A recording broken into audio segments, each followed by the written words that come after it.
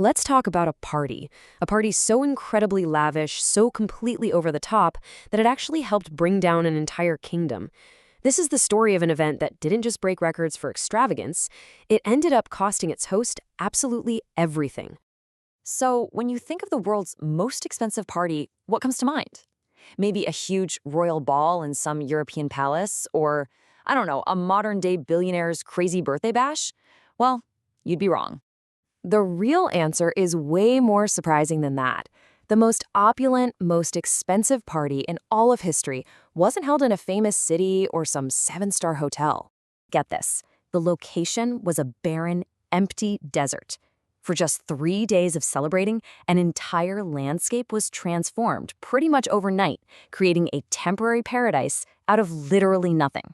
The year was 1971. Our host was the ruler of Iran, Shah Mohammad Reza Pahlavi, and his goal? It was to throw a party so magnificent, so unforgettable, that it would completely reshape how the world saw his country, and of course, cement his own legacy. He had no idea it would do the exact opposite.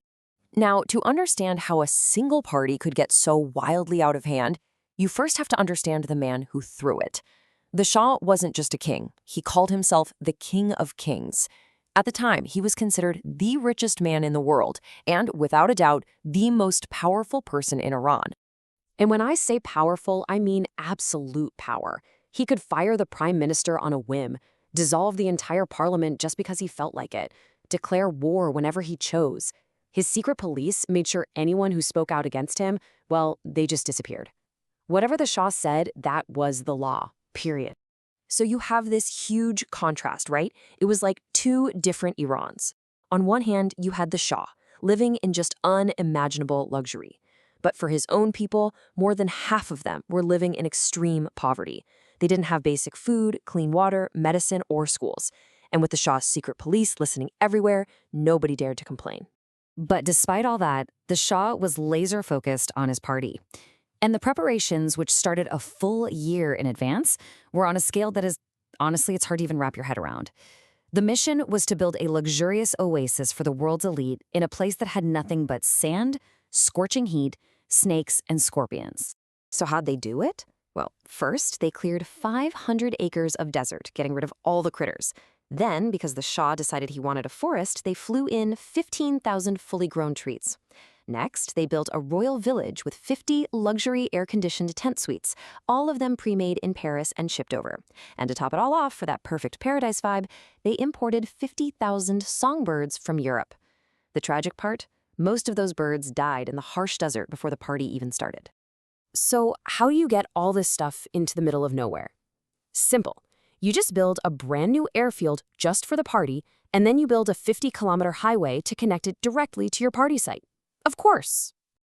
Okay, so after a whole year of this insane construction, it was finally party time.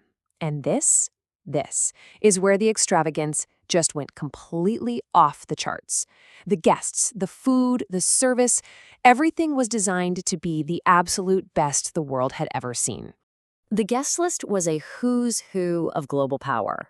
We're talking heads of state from 65 different countries, presidents, prime ministers, actual kings, queens, and emperors. And to get them from that new airfield to the desert oasis, the Shah bought a fleet of 250 brand new, bulletproof limousines. Just for the 3-day event. Just think about that. And for the food, you can't just hire any caterer. No, the Shah hired the best. Maxime's to Paris was arguably the most famous restaurant in the world. They actually shut down their main restaurant in Paris for 2 full weeks, flying their entire staff of chefs and waiters and all their equipment to the Iranian desert. The numbers here are just unbelievable. A total of 18 tons of food was flown in from Paris. That's 2,700 kilograms of beef alone.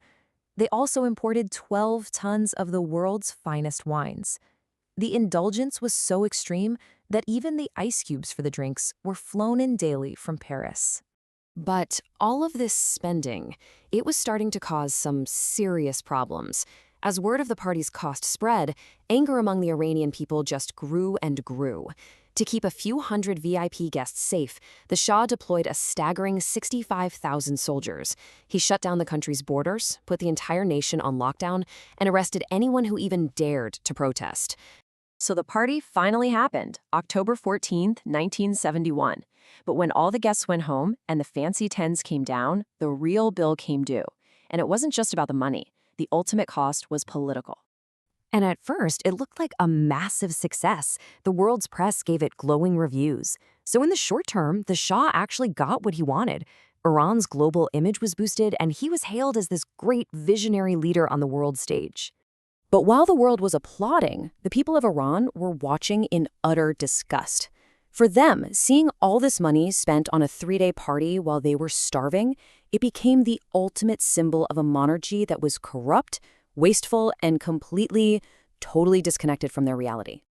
You see, that party, it lit a fuse. The anger that had been simmering for years just boiled over, and it became this powerful rallying cry for revolutionaries.